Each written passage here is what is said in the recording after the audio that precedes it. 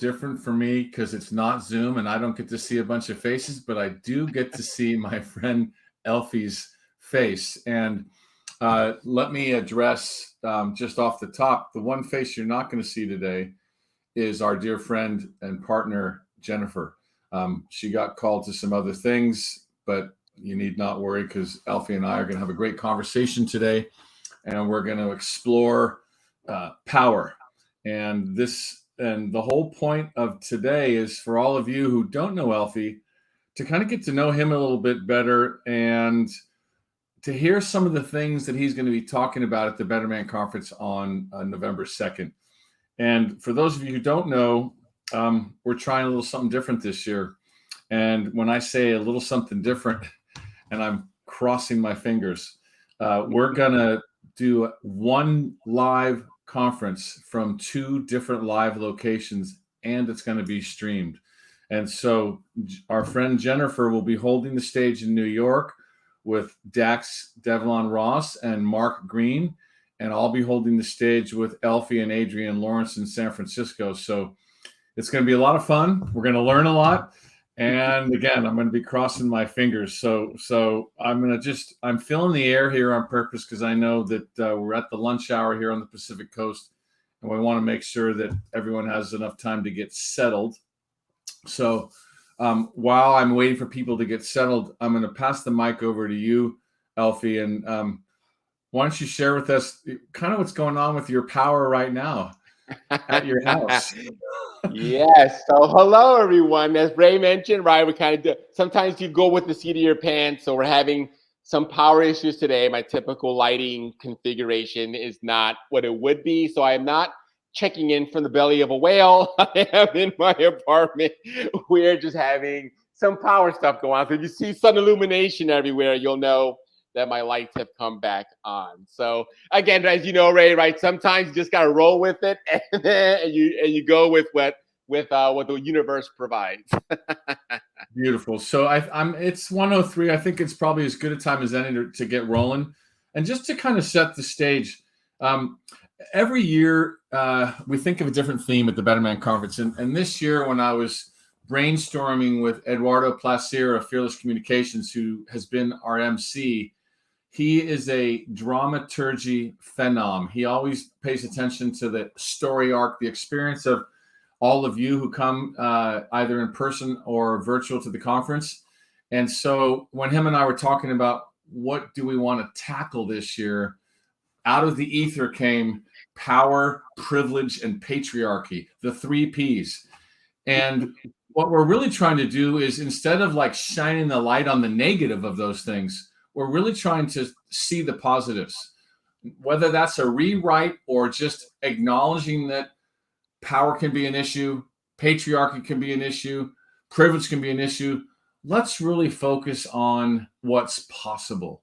And I got that feedback from my friend Chris Purcell at Price Waterhouse, and he said that, so he said to me, Ray, it's a lot easier for people to, instead of looking at the problems, to look at the possibilities. Now, as we all know in DEI work, we have to at least confront some of the challenges there. So it's a balance. So with that said, what I'd like to do is jump in right off the bat. And just so you all get a chance to know Elfi just a little bit more, Elfi, give us the kind of thumbnail sketch that, what got you into this work. Everybody has a story. Everybody does have the story. And I was really thinking about it, Ray, from like the lens of the conversation today, right? Which is about power. So if I kind of frame it from the lens of power, then my foray or my kind of destiny to be in this place today with you having this conversation was actually formed back during childhood. Because it was in 5th grade that I first understood the power of power. Right. So I'll give you a little bit more context on that, what that means. So I often refer to myself as a victim of the Chicago public school system, because at the time, and even today, it's not that much better, but at the time, it was the worst public school system in the nation when I was there. Right. So K through 4 was not a good experience for me. We were warehoused. We were not educated. It was a lot of worksheets and rote memorization, and learning was an ordeal. It was not an opportunity. Yeah. So in fifth grade, the tables turned, if you will. I got admitted to a gifted program that took place in the same school, but all of a sudden, right, fifth grade versus fourth grade, the only thing that was different was the access to resources, which is what power really is all about, right? Is who has access to resources and what do we do with that access? And so I saw very clearly what a difference teachers who care matter, what a difference textbooks that are not falling apart matters, what a difference it is to be to be surrounded by people who are excited to learn rather than people that are looking at the clock and waiting for an escape, right? And so it was a very dramatic difference, but I can still see the kids I grew up with across the hall. The difference between heaven and hell was about 200 feet, right? I could see the kids that I grew up with withering on the vine. And that's where I think really the seed for doing this work was first laid, is I realized that the difference between me and the kids I grew up with is just access to resources, access to opportunities. And in fourth grade, I was surviving.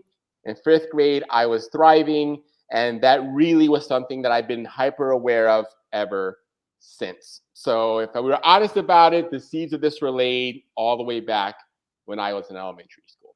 So thank you for that. I'm curious to ask one more question around power, because the way I heard that was more of power in systems. You were at the affect.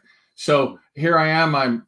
You're a man of Latin descent. I'm an Italian American man, and we're men here in the United States. Personal power. Mm-hmm. Just if you could speak, maybe you have a relationship or an evolved knowledge or understanding of power. I know that's not on our scripted questions, but it feels relevant because this is the Better Man Conference, and we're really trying to change the definition of power. Yes. Yeah, absolutely. So if we're thinking about power, I think kind of from that other lens, we're talking about behavior, right?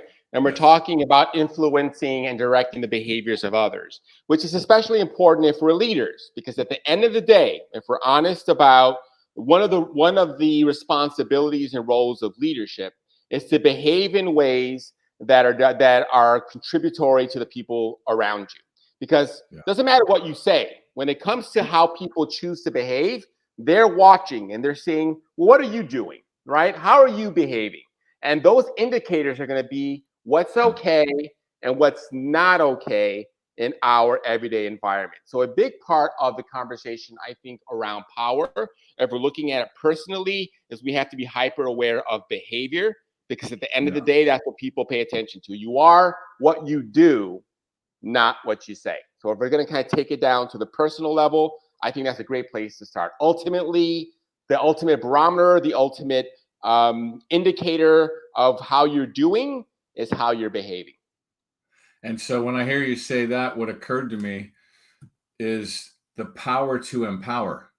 Mm-hmm. Right. And so as a leader, we have, like for me, I've got all the privileges. I'm white, I'm male, I'm cisgendered, I'm heterosexual. I've even got the tall guy privilege, but I'm sitting down. So until you see me at the conference, people wouldn't know that. But this whole idea of how can I use that power to empower others? That's if there was, at the risk of being very obvious for all our male listeners, that's something that we all want to strive to work on, because we've got unearned privileges, and it becomes a function of how can we use those. So let's move on to why you have said yes in the past and now to the Better Man Conference. Why did you say yes to be a speaker? A couple of reasons. I think first, it's always a wonderful opportunity to be in community with people that I admire and I care about. So whenever you and Jennifer or anybody else that is part of this world calls, I try to answer if at all possible. And I think the reality is that, the first part of progress is going to be dialogue. It's going to be us naming the things, right, that are helping or hindering us in our journeys to become better, men.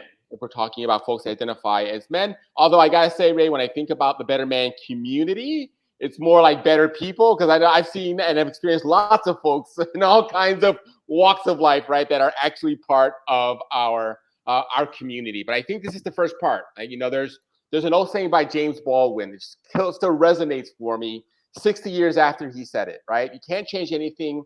You can't change everything that you name, but you cannot change anything until you name it.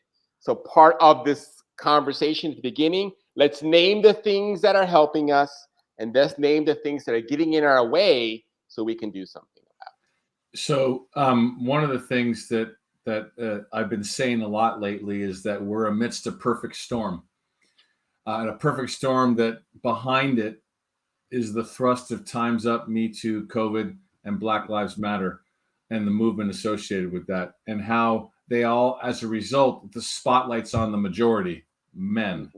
So in the current state, men have a choice to say, I'm either going to identify with the minority, the bad apples who have been writing the negative script, or I'm going to be part of the majority, which then begs the question, and which we hear all the time, which is why I wrote my book, Showing Up, at least to the constituency of men, to answer their questions. What do I do? Mm-hmm. Right? Then there's the HR and DEI leaders who are sitting the question, how do we engage these men? And then there's everybody else who heralds from a historically marginalized group that wants to support and be supported. So the whole idea of the Better Man Conference was aspirational, and I'm already, in internal discussions with myself that better humans, better people, that's where we're going with this. Mm-hmm. And for right now, us guys, no shame, no blame. We need to play a little bit more catch up. And part of that can be done with changing our understanding and the stigma associated with power. So, two-part question. Why do you think it is important to talk about power? And how might we move past the stigma associated with it? I almost hear in the questions I'm asking you an invitation to rewrite, but I'll leave that up to you. Well, I think, these are the heart of the matter kind of questions, right? Yes. We boil it down to the essence, because I think that's where we can start, is what is the essence, what is foundational. I think the reality is that power is at the vanguard of the conversation. For a long time, it was D and I. Remember in the ancient days of a few years ago, it was D and I for a long time. And then there was a new letter that kind of emerged over the past 10 or 15 years, and that's the E, right? The equity and diversity, equity, and inclusion. And the E is all about power. So oftentimes, like if you hear me and Jennifer talk about it, we talk about it through the frame of access to opportunities, but that's just a facet of power. So if we really want to have an honest conversation about diversity today, or equity today, or inclusion today, you have to talk about power. Talking about diversity back in the 60s and 70s was good enough, right? Just getting people through the door. We took at like the 80s through maybe mid 2005, give or take, it was about inclusion, getting people into the room. But now, today, the conversation is about not just getting people into the room and getting them to the table, but give them a voice to set the agenda. And what happens to people during and after the time they are at the table. So I think, we had to talk about power because that's where people are right now. And I think an important part of that conversation is just the nature of power, right? There's a couple of ways to think about it. We can think about it from an idea that power is scarce and it is finite, and we have to fight over a fixed pie, right? And that zero-sum mentality can be very detrimental to our organizations and to ourselves. Alternatively, we can say, well, maybe we can make the pie bigger so nobody starves, right?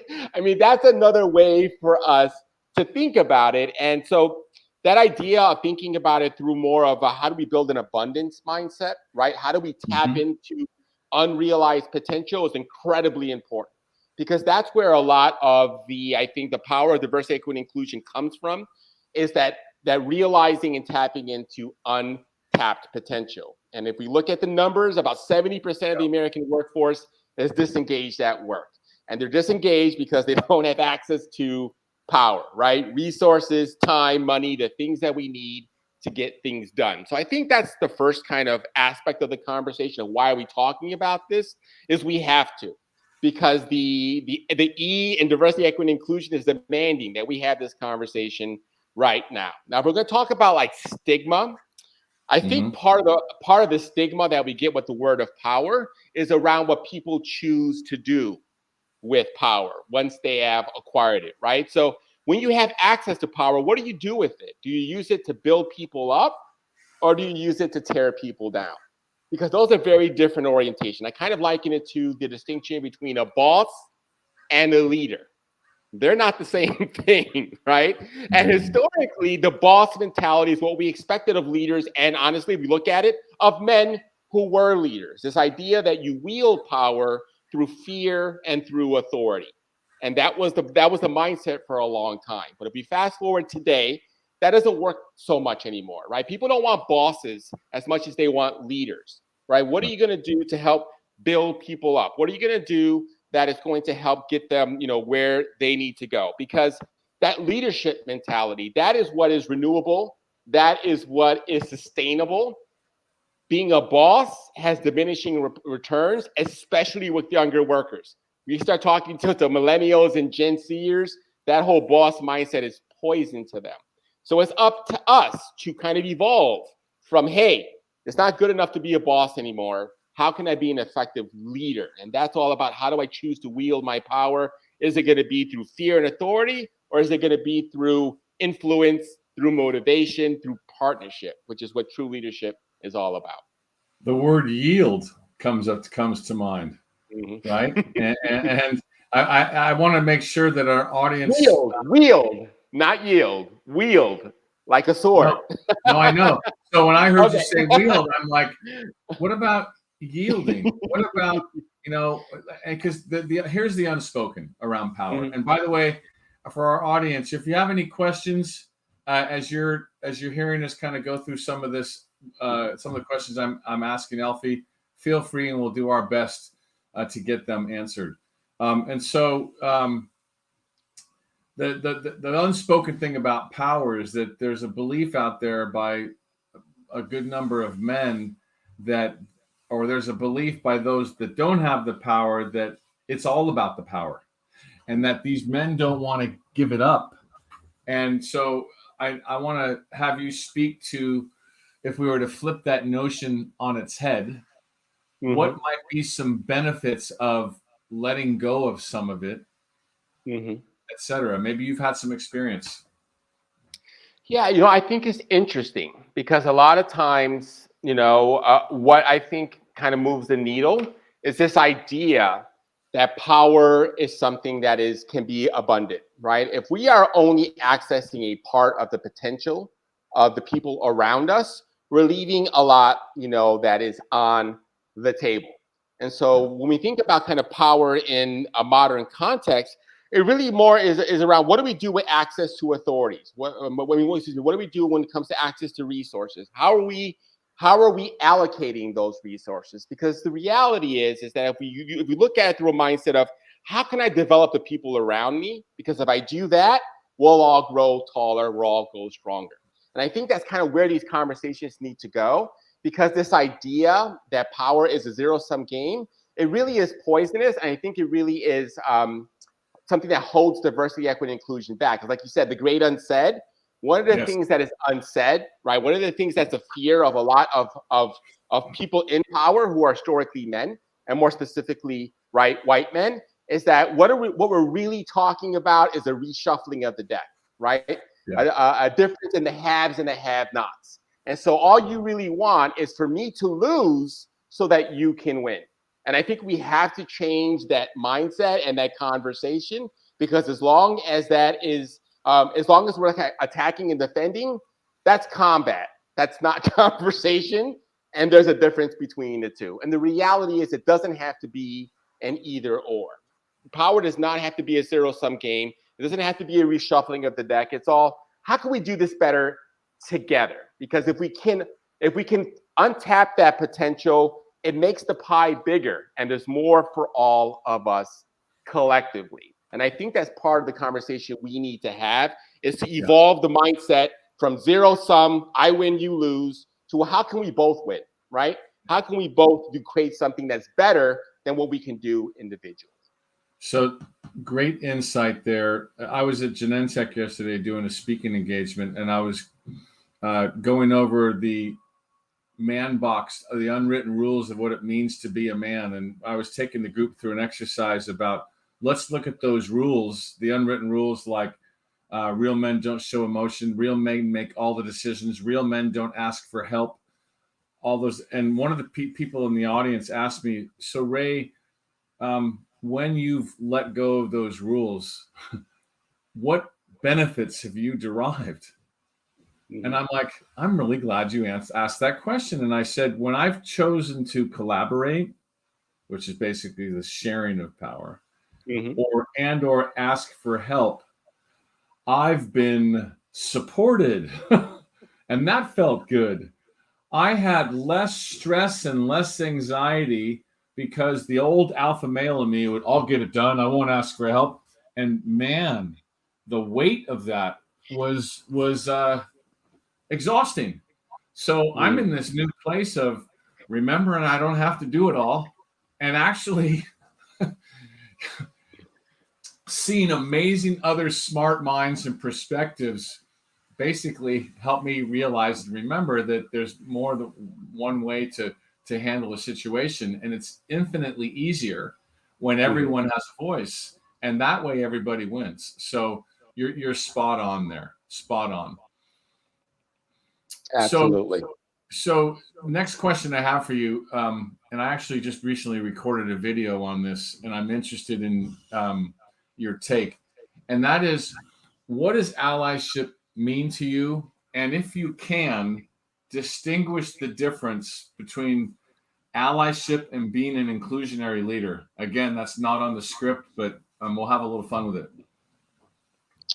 Yeah, absolutely. So, okay, so let's break that up a little bit, right? Yeah. So when we talk, or at least when I talk about allyship, right, what I'm kind of getting at, because people do want to know, this is one of those words, again, that has become very prevalent and popular, but you ask 10 different people what it means to be an ally, you can get 10 different answers, right? So let's see if we can, like, you know, kind of clarify what the words means, at least in the context of our conversation today. So when I think about allyship, I think about how can we support people who are on the margins, right, to have more access to money, power, and resources, right? How can we support them in ways that are meaningful to them so they can move from the margins to the center? And so when I think about allyship, that's what I kind of think of in just kind of an everyday practical context. And again, I think ultimately, going back to what you and I had talked about earlier, allyship's got to show up in your behaviors. If all you're saying is I'm an ally, and when I ask you, well, how are you being an ally in ways that people can see, and you don't have anything for me in terms of behaviors, you're not really an ally yet. You're an aspiring ally, right? But it's got to show up in your behaviors, because behaviors are what other people can see. It's what other people can feel. It's what they can use to relate to you and to connect to you. Words are nice. Yeah, it's relational. Words are nice, behavior is better. And relationships are based on behavior. So when I think about the distinction between allyship and leadership, because I think they're tightly interconnected. Oftentimes when, you know, I talk about allyship versus like inclusive leadership, for example, the key distinction is power, right? Because when I talk about allyship, I'm talking about behaviors anybody could do to create a more inclusive environment where people feel like they belong, like they're welcome, valued, respected, and heard. And you don't need a title, right, to treat people with dignity and respect. Anybody can do that. So that's kind of where I kind of put the allyship umbrella, is on all of the behaviors all of us can do to create a more inclusive environment. Then when I layer over to inclusive leadership, well, now I'm adding on power, because if you're a leader, that inherently kind of implies that you have either you have people reporting to you directly or indirectly, right? But you have reports, you have people who are responsible to you. So that is kind of how I distinguish between the two. Allyship are the things that we all can do, and leadership are the things that we can do when we have power, access to money, time, and resources. So I think kind of that is where I think about it in the broad buckets. And you and I can zoom in more as much as we want, but that's kind of how I think about it in the big picture. I like how you tied it back to power. You know, I've been thinking about this a lot lately, and I realized that the path to becoming an inclusionary leader is through being an ally. And when I was asked to do this video about what allyship means to me, I said, in part, allyship means being a friend. It means being loyal. It means standing by, standing for, standing with, on behalf of a friend, especially in difficult situations, right? And so a slightly different take, but we're basically saying the same thing. And when we have title, therefore power, there's a whole bunch more responsibility that comes with it. And that's not something that you can just step into and perform. Hence, when I talk about my heart-based leadership principles, one of those heart-based leadership principles is authenticity, because you can't step into and perform allyship. People will see right through. They'll see right through. And so that's why I asked that question. Now, I want to come back to power again. By unpacking power, what does that make possible to advancing DEI, in your opinion?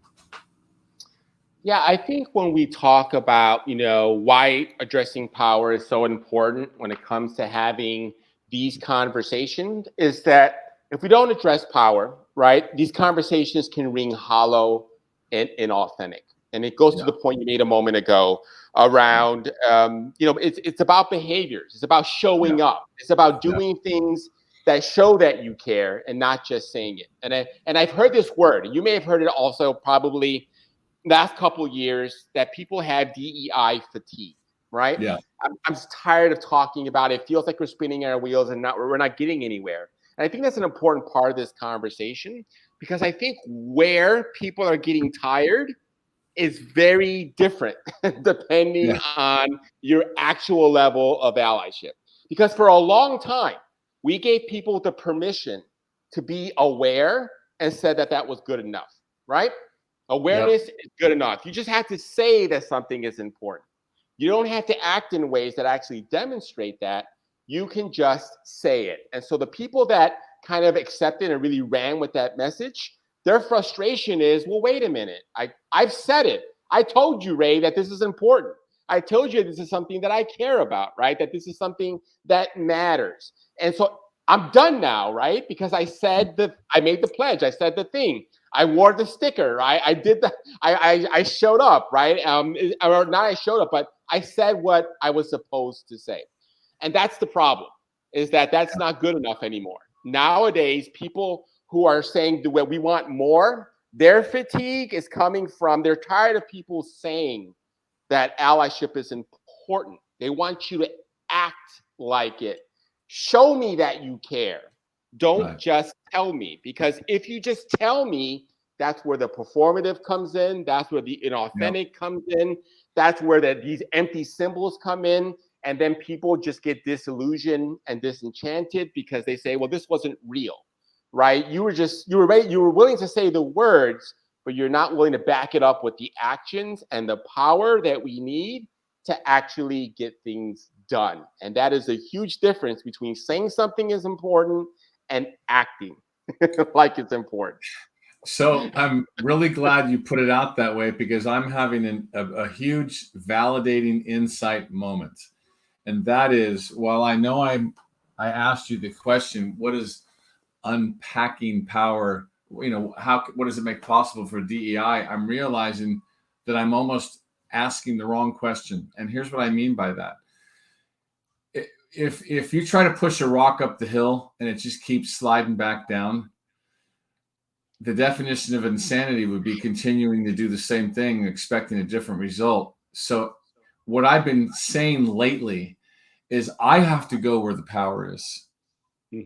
I have to go straight to leadership development, L&D, the senior executives, where the power is, and get this, maybe insist that they use that very power, right? The power that we're kind of trying to dismantle for good. Then it's a bait and switch. It's privilege.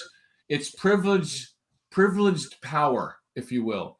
And so there's a friend of mine named Joe Rafter, who was at PG&E for the first Better Man Conference in 2016.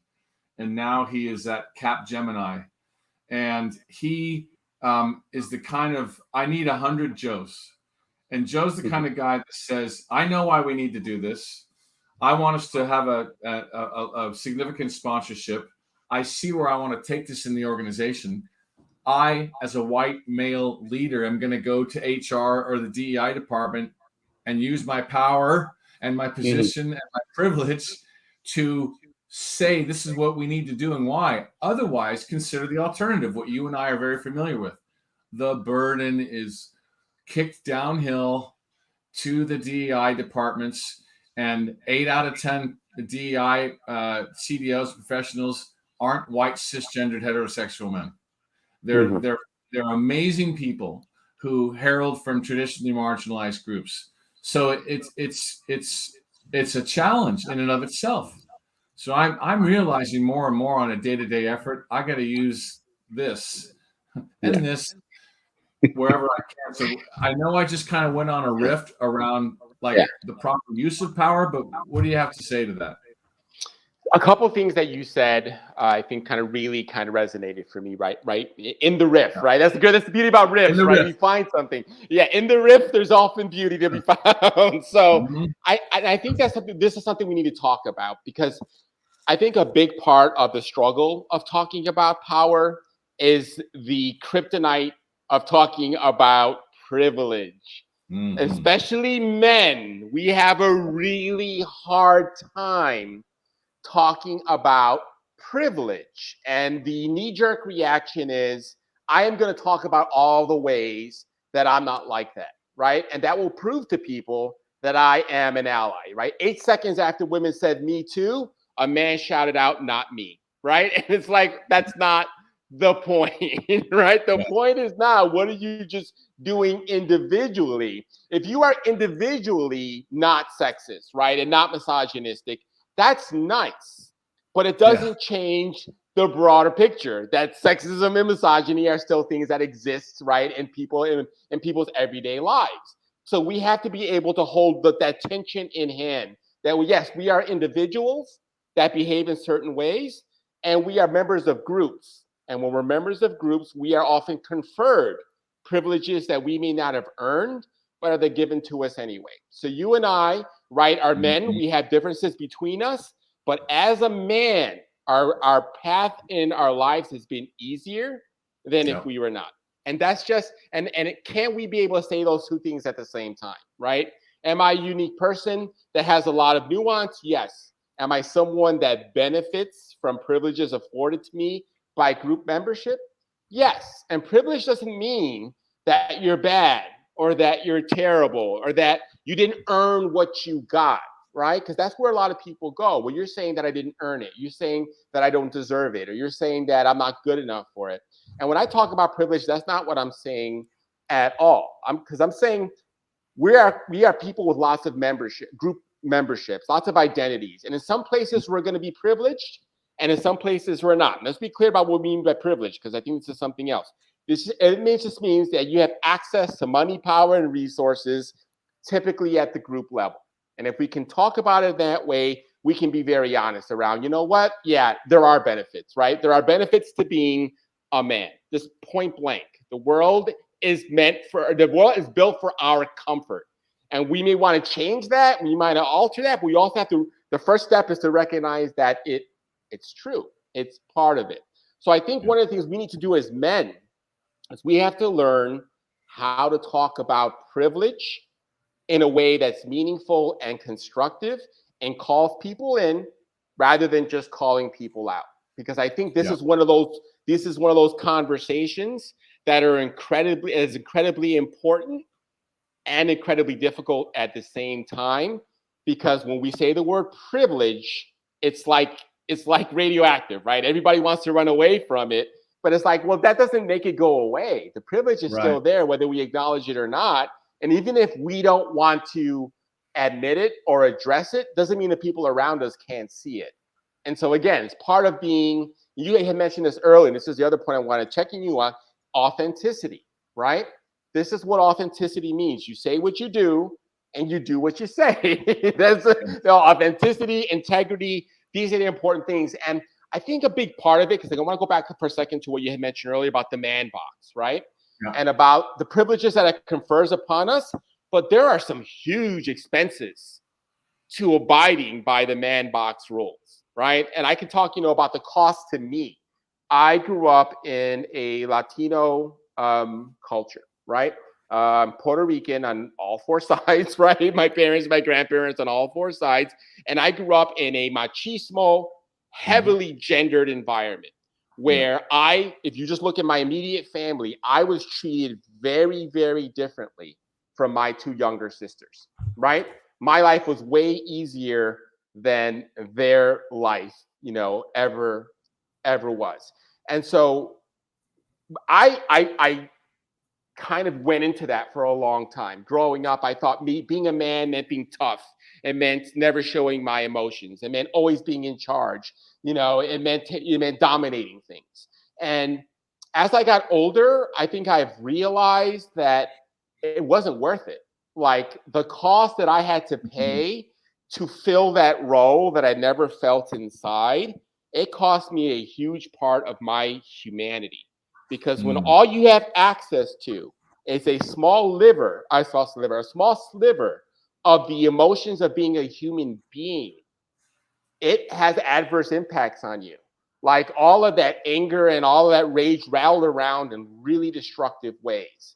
And so and now as a father, when I look to my sons and talking to my children, I try to bridge that gap. I try to be a better, more complete human so that they don't fall into the same trap that I fell into, where I thought that this was the only way to be a man, that stoic John Wayne mentality, which just doesn't work in the year 2022. And I think part of it was that vulnerability was always described to me as a weakness, right? Yes. If you're vulnerable, that means you're weak. And as I've got older and wiser, I've realized vulnerability is not a weakness. It's a superpower. That's how we connect with each other. When I see you as a person, that's how I connect with you. It's the person, not the persona. And if we project the stoic, I don't care, I'm tough mentality, we miss out on a ton of opportunities to connect. So I think, again, this is part of the reframing. Vulnerability is not a weakness.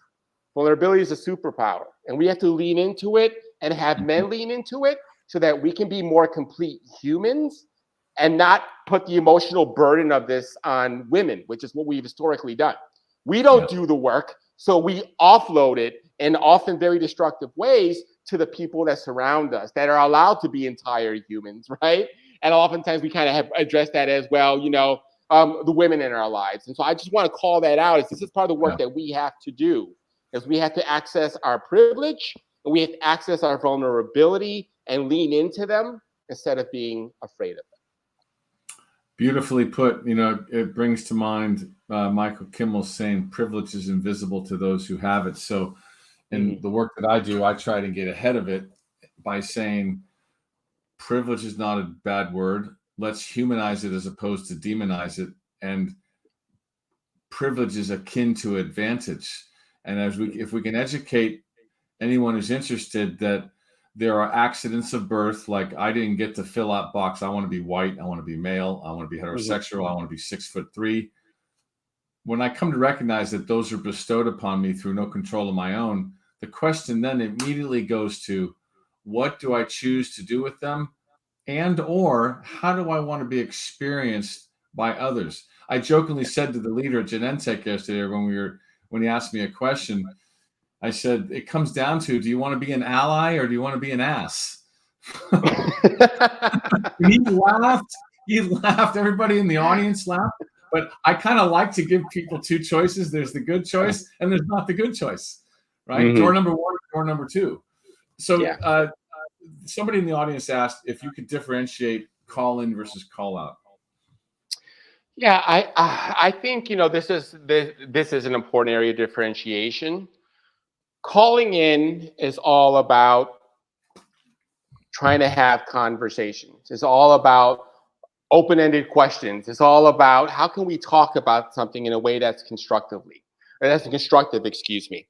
Calling out is when we don't give people the space and the grace to learn and grow, right? Somebody says something or does something, we don't like it, so we immediately just crush them, right? And we see an element of that. I think it's exaggerated around this idea of cancel culture. So I think a lot of times the reasons why men kind of avoid some of these conversations is we don't know exactly how to navigate them. And so we're afraid that if we say or do it wrong, we're going to get canceled, right? We're going to have a trial by Facebook. I don't want to have a trial by Facebook. Or I have to talk to Anderson Cooper next week, and I don't want to talk to Anderson Cooper next week, right? And so we avoid it because we are just seeing the risk, but we're not seeing the reward. And my life has been much fuller and much better since I've let go of the man box, right? And this idea that it had to be this very constricted version of myself. And I was afraid because it's all that I knew. And so I had a lot of struggle with letting go of the man box because at least I understood the rules in that arena. But it wasn't until I got older that I was aware of the cost of being, in that place. And I think of the cost in one really tangible way, Ray, is I look at the relationship with my father versus my relationship with my sons. My dad is the Marlboro Man. He is John Wayne, right? He was a cop. He was a cop in our neighborhood. And when he walked, everybody stood at attention, right? Like that was my dad. And so I always felt super weak when compared to my father. And I was always trying to impress him and try to be as manly as he was. But I realized that as I got older, that disconnect between us, that stoicism, it really prevented me from knowing who my dad really is as a person. Like who is the man behind the shield, right? Who is the man when he's not wearing the cape? And I didn't know. And to this day, I still have big, blind spots in my awareness of who my father is in his totality. And so I have tried, Ken, with your sons, you learn the lessons, right? I've tried with my sons to be more open and more vulnerable and more honest. And honestly, Ray, sometimes it's messy and sometimes it's unwieldy. And sometimes I'm like, I don't feel like I'm in control of myself. And then part of me is also like, well, maybe that's a good thing because what has been in control of yourself gotten you in the past, right? And what are the things that is preventing you from experiencing? So sometimes being open and being messy is part of the path to growth, right? Sometimes you have to be messy before you're clean. And that is okay. we were talking a little bit about our sons before we came on live, and that's another episode that's worthy of unpacking. But what I will say to you, Elfi, and everybody is I hold that our children are our teachers, and they are going to unearth unfinished business. So in the span of 5 seconds, when my son was trying to be a man in front of me, I'm like, that's a little messy because he's stepping into it. Oh my God, he reminds me of me. Oh my God, I remember doing this with my father. I mean, it's just, and the lesson, surrender. Surrender to all of it. And so again, another podcast, another topic, but just as we're closing here, a question for you to kind of wrap is, what does the Better Man Conference make possible for the modern workplace, including men? I think the Better Man, probably at its core, what it does is it allows us to say the things that we feel and don't say in an environment that is safe, and an environment that builds trust, and an environment that tries to just help us be better people. And I think because we need a place where we can take off the armor and just be, right? And in many places in our world, in our society, there's no space for that. There's no space for us to be in contact and community, to say, you know what, I may not do this right, but I'm going to try anyway. And I'm going to give it, a shot. And I'm going to try to express what's on my mind. If I'm ragged and I don't get it quite out, I hope that there's enough trust here that if I stumble, you'll help me get back up.